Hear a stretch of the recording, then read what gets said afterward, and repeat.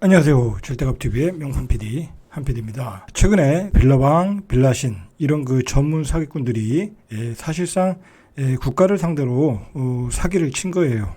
물론 피해자가 발생을 했지만 전세 사기를 당하신 분들이 있지만 자 그분들은 보증보험 가입을 하는 조건으로 들어갔기 때문에 어쨌든 다 되돌려 받을 수 있어요. 가입만 했으면은 시간의 문제지. 결국은 금전적인 손해는 국가가 봤다라는 거예요.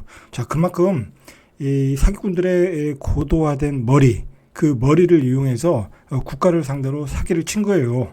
자, 그러니까 국가가 어떤 안전망, 어떤 체계적인 안전망을 만들어야 되겠다고 해서 어떤 법적인 정비를 다시 했어요. 이런 것을 재발하지 않기 위해서.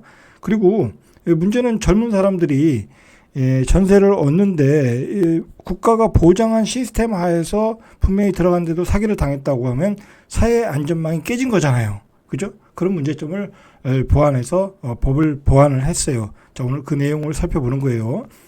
자, 이게 문제가 뭐냐면 전세시장에서 이렇게 전문적인 사기꾼들도 있지만은 또 문제가 뭐냐면 일반 갭 투자자들도 문제가 있어. 뭐냐면 요즘 일반 갭 투자들에게서 유행하는 게 있어요. 뭐냐면 이 사람들이 돈이 없다 보니까 무피, 풀피 투자하는 거야. 자, 무피는 그대로 전세금을 받아가지고 잔금을 치르는 거야. 빌라 같은 거 1억짜리 매매를 하고 1억에 넣으면 무피 투자고 1억 1,000에 넣으면 풀피 투자인 거야. 그리고 그 사람들이 사는 동안에 시세가 오르면 파는 거야. 자, 그렇게 해서 자꾸 개수를 늘려가더라는 거야. 일반 갭 투자들이. 아예 그렇게 강의하시는 분도 있다니까. 자, 이게 문제가 될 것 같아요. 지금은 크게 문제화 되진 않고 있거든요. 뭐 빵꾸가 나면 이쪽 거 팔고 메꿔주면 되니까. 자, 그런데 본격적인 집값 하락 시기에 들어가면 이 무피 풀피 투자가 아마 2023년도에 대단한 분란을 일으킬 것이다. 저는 그렇게 예상을 하고 있어요. 이게 상당히 많거든요. 벌써 오피스텔 같은 데서는 터지고 있고, 자, 문제가 커질 가능성이 크다라는 거예요. 이게 굉장히 만연되어 있다라는 게 문제예요. 자, 그리고 지금은 중요한 게 집값 하락기잖아요. 하락기. 그러니까 이 무피, 풀피 투자 자체가 안 돼. 그게 안 된다니까요. 그렇잖아요. 집값 상승계 가능한 거지. 하락기는 그게 안 된다. 그리고 전세 가격이 폭락을 하고 있잖아요. 그러면 내 돈 빼줘 하는데 못 빼주는 거야. 이 일반 갭 투자들. 자, 이게 그러니까 2단계로 가면은 이 일반 갭 투자들 물건에서 이런 전세, 역전세 현상이 나올 거라는 거예요. 자, 그러니까 요즘 무슨 현상이냐면 자, 집 좀 빼주세요 하면 뭐라고 답장이 와요? 알아서 빼서 나가세요. 저 돈이 없어요. 세금 내느라고. 그런 답변이 온다라는 거야. 이런 문제가 어떤 사회적인 문제가 되고 있어요. 자, 그리고 오늘 나온 그 통계에 보면은 국회에 제출한 자료에 의하면 임대사업자 반이 깡통전세 위기에 있다라는 거야. 그러니까 담보물건과 전세보증금을 합쳐서 시세의 80%까지 오면은 깡통전세라고 그러거든요. 근데 거기서 시세가 또 빠지고 있잖아. 그러니까 임대사업자의 반이 깡통전세 위기에 있다. 특히 지방의 경우에. 자, 이거 큰 문제가 되죠. 왜냐면 임대사업자의 물건이 가격이 비싼 것도 아니야. 그렇잖아요. 일반 그 개인 사업자보다는. 그러니까 임대사업자의 물건이 이렇게 위험한데 개인 사업자의 물건은 얼마나 위험하겠냐고. 그리고 또 이게 문제가 되는 게 뭐냐면 주로 사회초년생이 속수무책으로 당한다는 거예요. 이거 학교에서 안 배웠잖아. 그죠? 누구한테 부모한테도 못 배웠다고. 그러니까 이게 그냥 속수무책으로 당하는 거야. 집이 깔끔하게 잘 되어 있고 특히 신축 빌라들 들어가면 깔끔하잖아. 이사 비용까지 준대지, 냉장고도 준대지. 그러니까 넙죽 계약을 하는 거야. 그래서 당하더라는 거야. 자, 이게 그래서 큰 문제가 되고 있어요. 그래서 국가에서 보완을 해야 되겠다. 자, 주로 문제가 터진 게 뭐냐면 수백 채, 수천 채를 가지고 있다 보니까 이 사람들이 세금을 못 내잖아. 그러면 세금 내는 문제만 확인하면 되지 않겠냐라고 국가에 생각해서 세금, 그러니까 국가 세금 체납액을 열람할 수 있는 권리를 주는 거예요. 이건 개인정보 때문에 이건 열람을 못 했는데 시행령을 바꿔서 열람할수록 법을 바꿨다. 자, 첫 번째로 2천만 원이 넘는 전세인 경우에 가능하다. 그러니까 2천만 원이 넘지 않는 전세는 가능하지 않다라는 거예요. 자, 그 문제가 있지 않냐? 자, 문제가 없어요. 그건 뒤에서 보시면 알아요. 1,000만 원에 월세 얼마? 이건 되냐? 그건 안 되겠죠, 당연히. 2천만 원이 넘는 전세 가능하다. 그럼 언제부터 가능하냐? 4월부터 체납액을 열람 허용이 가능하다. 그러니까 4월부터 가능하다는 얘기예요. 1월 달에 계약했는데요. 2월 달에 계약했는데요. 그런 분들도 4월부터 가능하다. 임차인의 동의가 필요하냐? 동의가 필요 없죠, 당연히. 임대인의 국세 체납액을 4월부터 열람이 가능하다. 자, 이러한 법이 만들어진 것은 빌라왕 사건이다라는 거예요. 결국 빌라왕 사건 때문에 누가 피해를 봤어요? 국가가 피해를 봤잖아. 그러니까 지들이 알아서 빨리 만든 거예요. 자, 열람 권리가 부여되는 전세 보증금 기준은 2천만 원이고요. 서울 외의 경우에 서울은 5천만 원 정도로 예상하고 있다라는 거예요. 확정된 건 아니고. 그러면 2천만 원 이하 소액 전세 물건은 열람 권리가 제한되는데 문제가 없겠냐?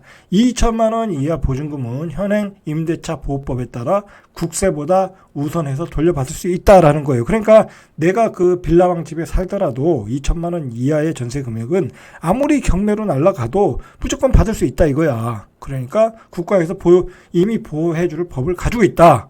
라고 해서 2천만 원 이상으로 정했다라고 보시면 되겠죠. 이 열람 절차를 보시면 되겠죠. 일단 2천만 원이 넘어야 되고 해당 임차인은 임대차 계약 1부터예요.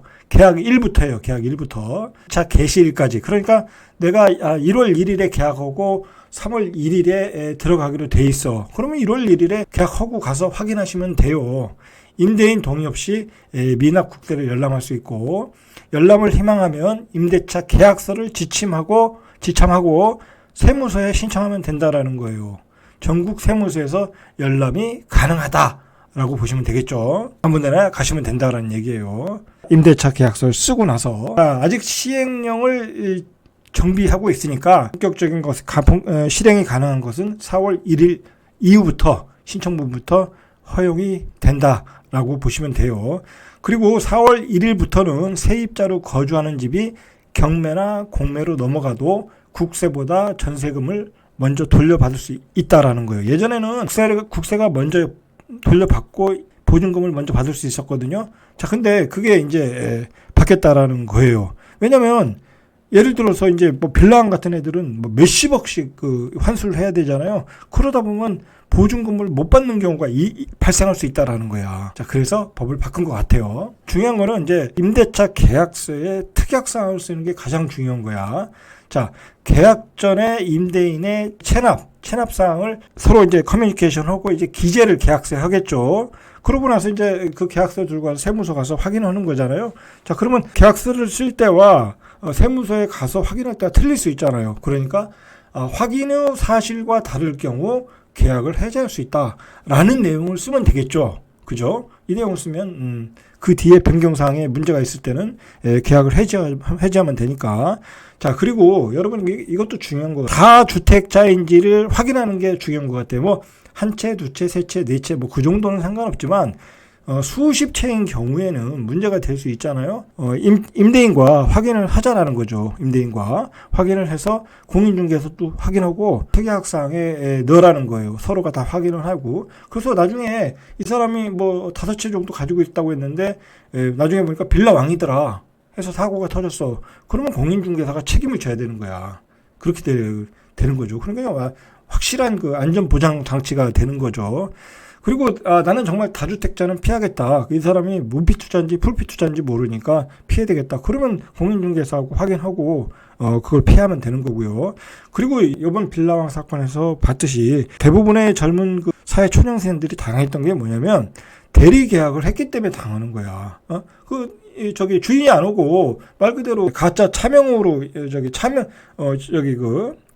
차명으로 넘겨줄 사람은 안 오고 대리인이 와서 계약을 했잖아요. 자, 그러다 보니까 주인을 얼굴을 보고 그 계약서를 안 쓰다 보니까 이런 사고가 터지고 나중에 그 집주인이 누군지도 모르고 또 집주인이 죽은지도 모르고 그렇게 됐잖아요. 그러니까 대리 계약은 피해라.